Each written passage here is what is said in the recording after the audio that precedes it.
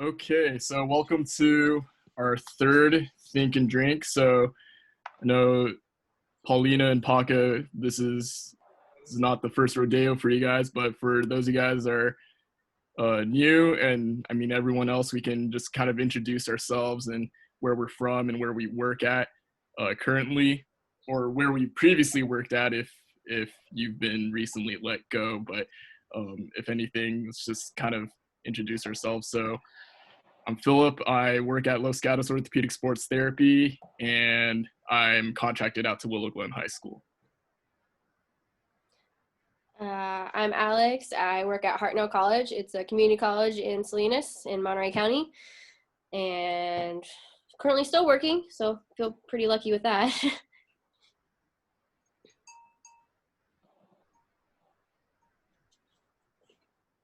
Anyone? Yeah. My name is Paulina. I'm a graduate assistant athletic trainer at San Jose State. I'm Audrey. I recently just graduated from CVU with athletic training master's degree and looking for work. Okay, I'll go last. Yes, I'm Paca. I am at LGOST also in doing my master's at San Jose State. So I'm doing a double, triple duty, working with a synchronized swim team through LGOST. It's pretty cool. And also San Jose High and also the San Jose State swim team. So lots of water sports for me. Yeah, Paca's everywhere. Paca is everywhere. Okay, so our journal article for today, the effect of double versus single oscillating exercise devices on trunk and limb muscle activation. So, yeah, I honestly, when I first read the title, I did not know they were categorized as double or single oscillating exercise devices, but it turns out it's about the body blade and the Theraband flex bar. Paulina, you chose the article, and why don't you go ahead and just share your thoughts about what you thought and what the article was about, and what made you choose this article for today. So I kind of chose it because of your article last week. So last week we kind of did on Theraband placement and of whether, position on above the knees or at the ankles or on the feet. So kind of with the same thing of taking like a basic tool that most of us use, I kind of wanted to do something more upper body with it. Obviously body blade and the flexi bar kind of are like known devices. And yeah, I definitely did not know that they also have the single and double oscillating name. But so what I thought was really interesting about it was that in general, there's no difference between the flex bar and the body blade in the biceps, the triceps, and the forearm flexors. And then that the most beneficial position for the body blade and the flex bar is in a transverse plane. So that activates the anterior deltoid a lot more, and as well as the kind of the core. So but I really just found it interesting that there was no difference with the three muscles that I listed, which is kind of surprising because when you look at a body blade and like when you do the body blade, you feel like you're working a lot harder than you were if you were just doing a flex bar. The one thing I wish this article did kind of do, which I know would incorporate a whole lot more of different muscles, but if they were to take like a 90-degree horizontal abduction and see, because I've had my athletes do them kind of all over, and so I think that would incorporate a lot more, but it'd be cool to see how the rotator cuff kind of plays into it at that point. Yeah, I always feel like with the body blade too, it's more like, I feel like I've seen it more with going through an actual sport motion, just going through the entire, like, let's say it's like an overhead athlete going through it, like doing like a PNF pattern, for example. But yeah, I think I wish the study that they did was geared a little bit towards that. But I think just with the basis of it, I think it's a good place to start, especially with a small sample size. Yes. Yeah, but I want to ask you guys, like, would you guys use the body blade for a core exercise, because they looked at the EMG activity for all the like the transversus abdominis and internal obliques. Like, would you guys still rely on the body blade as like a core exercise, or do you think there's more beneficial interventions?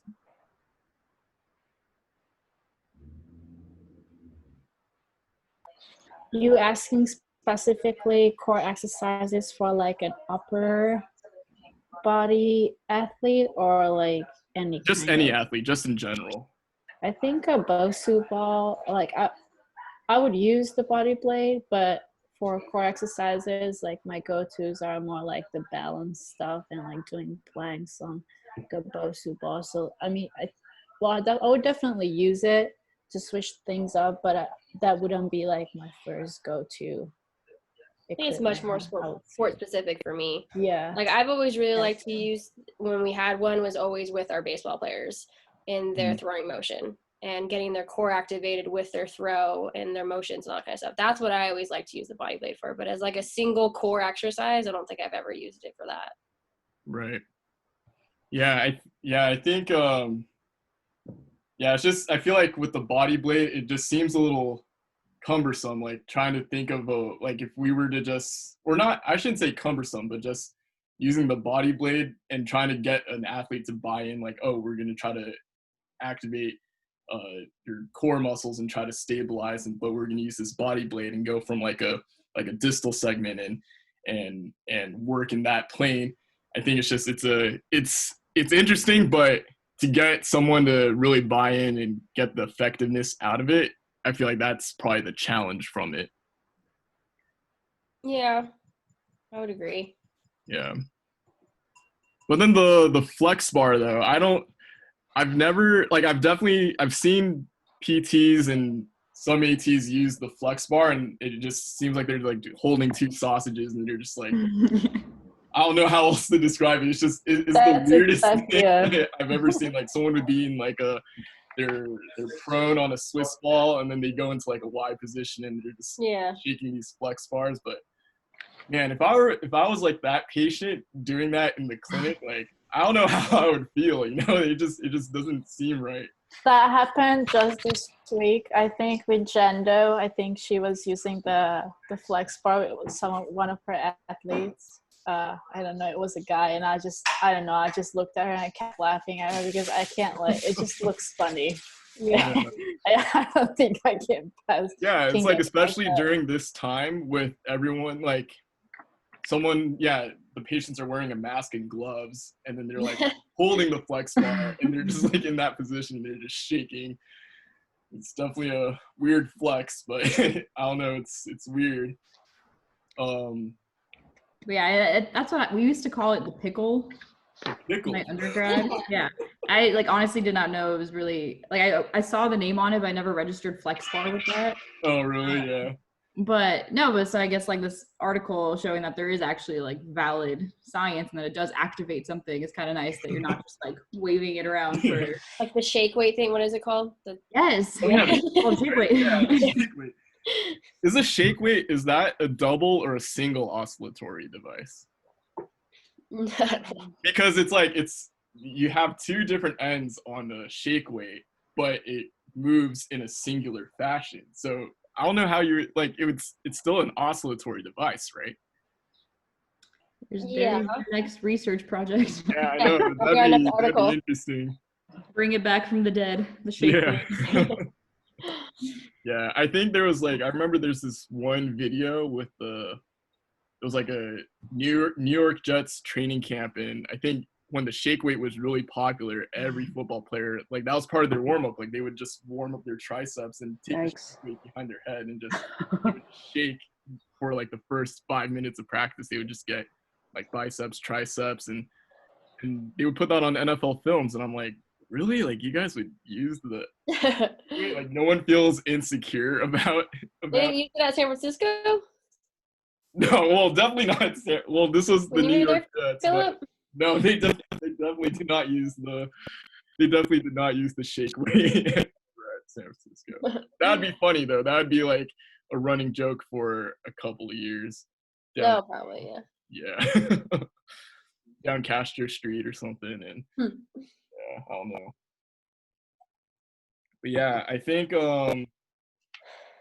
but I feel like the oscillatory method is just it's interesting. I read like a strength and conditioning book where towards the end of someone's uh workout program, they they uh they're using this oscillatory method, but one way that they would implement that is they would take like a super band and they would wrap it around 2 bars, and so that way there's the tension on the super band. But what someone would do is they would pretty much stick their arm right on the super band, and they would try to make that super band as like a perturbation exercise. So they would kind of go against the resistance of that super band, and they would just kind of shake, and that would give that oscillatory effect.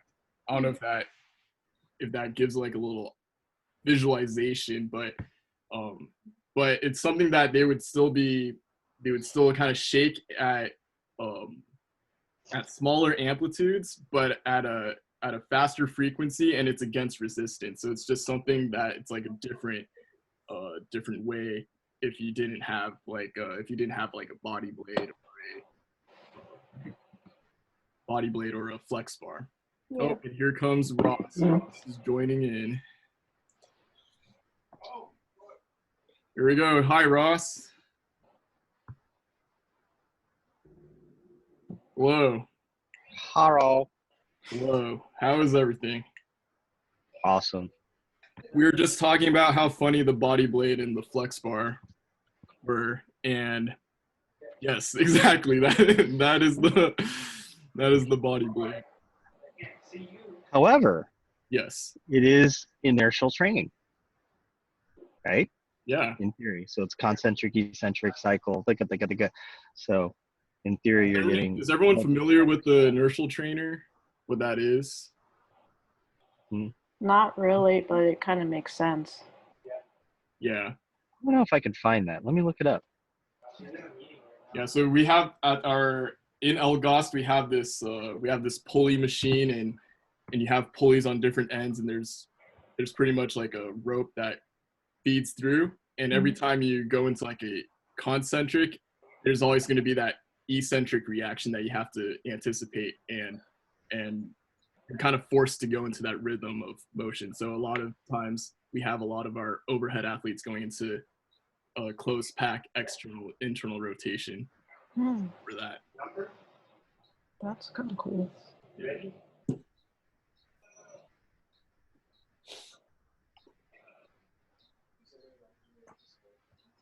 Did they do any studies on that inertial trainer, or it was just like the machine that someone just invented? There's a lot of studies on it. Mark Albert was the guy who did most of the studies on it. With the book was written on eccentric muscle training in sports and orthopedic physical therapy or orthopedic rehab. So let's see if we do. Oh wow! I have to get Flash Player for this. Why don't I have Flash Player? What's going on here? Seriously. Manage. Unblock it. Sorry, guys. Yeah, I'm just kind of. Let's see if I can see it now. Oh yeah, here we go. So this is like seriously old stuff, but I'll show it to you. So it's basically the same principles as the body blade or the. So here he goes. Can you guys hear that? Very faintly. Uh-oh.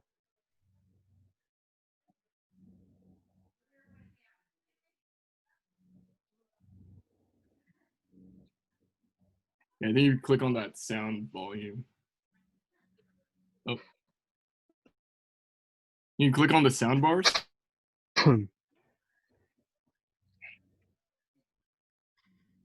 I'm trying. Oh. So if I do that, it totally mutes it. Oh, okay.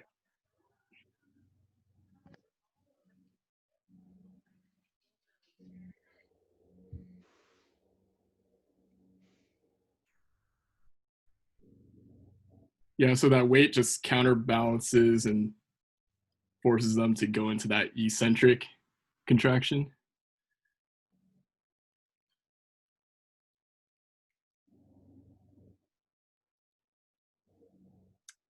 What a great athlete they chose. Just a mom from a supermarket. Yeah, she's got the tie-dye shirt on and everything. Oh man, Rolled up her own pants.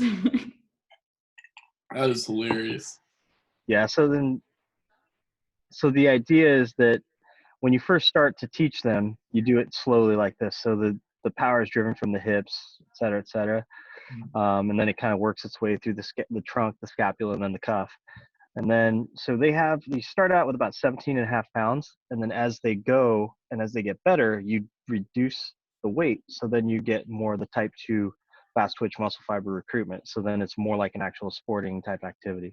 So like here, you may start with external rotation at neutral, but then they may take them external rotation at 90, which kind of mimics more like an actual, throwing motion or things like that. So, oh, whoa, they're still playing. This is weird, man. I can hear it in the background.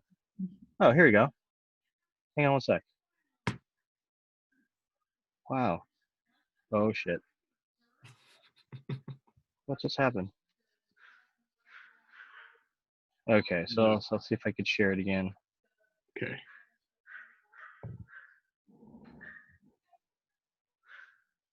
Do that. So they're just kind of going over all kinds of different exercises. Let me bring this back here. Shoot. No, I don't want to see her again.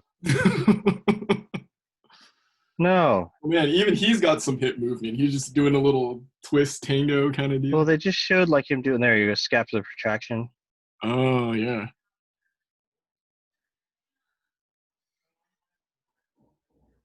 That looks deceivingly hard, like being in that inline position and then you're going to that transverse plane.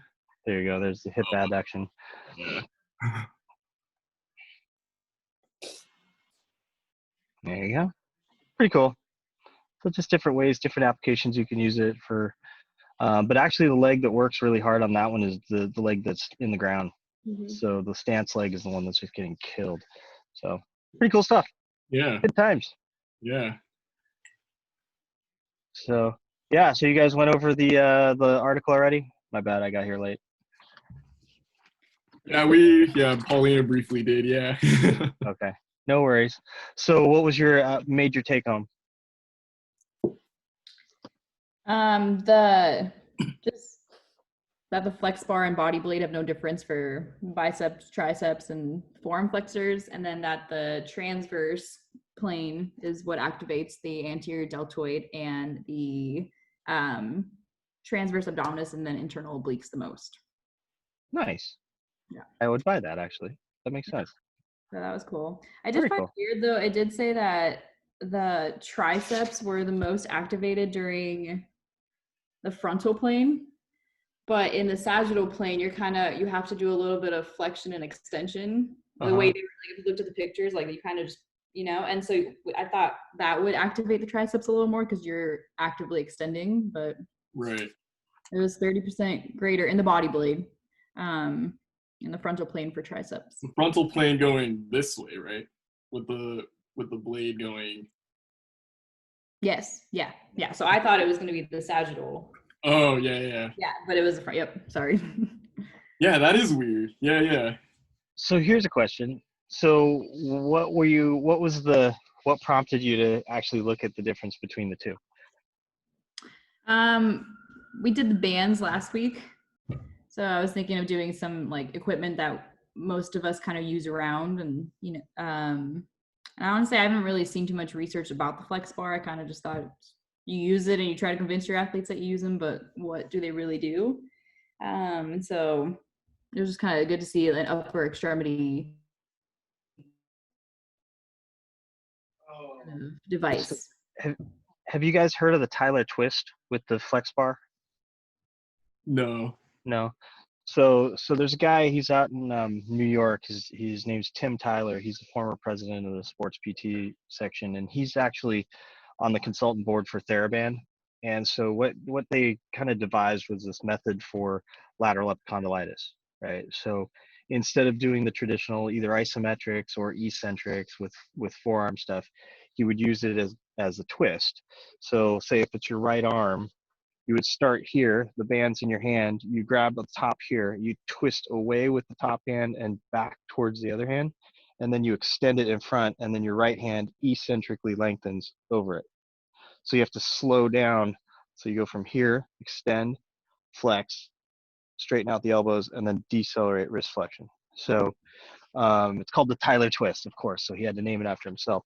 But he did do a research article on it, and it did seem to help really, really well with lateral epicondylitis type symptoms and things like that. So he's that's his kind of one of his other claims to fame. He's also the guy who wrote the article on the adductor abductor strength ratios for returning hockey players for minimizing re-injury. So it was a 78% adductor versus abduction repair or abduction ratio. So he's kind of out there quite a lot in the research and stuff like that. Older dude, but does some pretty good stuff. So that's the only real thing that I've seen with the flex band or flex bars for that type of stuff. And the other stuff we've seen it more for is kind of like the body blade for oscillation and stuff like that. But not necessarily, I don't know if it's been researched very well at all. I think this might be one of the only things. So pretty cool though. Good times. Yeah. How long ago did the body blade first come out? I'm gonna walk away from the screen, but I'll still hear you guys through Bluetooth. I'm gonna say probably 25 years. Because I think it started out as one of those kind of like the shake weight on like an as seen on TV type of commercial, things like that. Because I just remember seeing, a girl in spandex, in a squat doing the chest press type thing, like where it's like, oh, wugga, wugga, wugga, you know what I mean? And so I'm pretty sure it's back then. I mean, it was probably a little before I was a PT. So yeah, it's been a while. And I'm 95% sure it was on like as seen on TV, which is hilarious. By the way, do you guys have a drink already? Yep. Have a drink. Okay, I'm getting mine. A little hot, and then I got to jump in about 5 minutes to another call, so kind of sucks. But yeah, cool. Yeah. Other stuff? Sorry, I'm rummaging Yeah, through my fridge.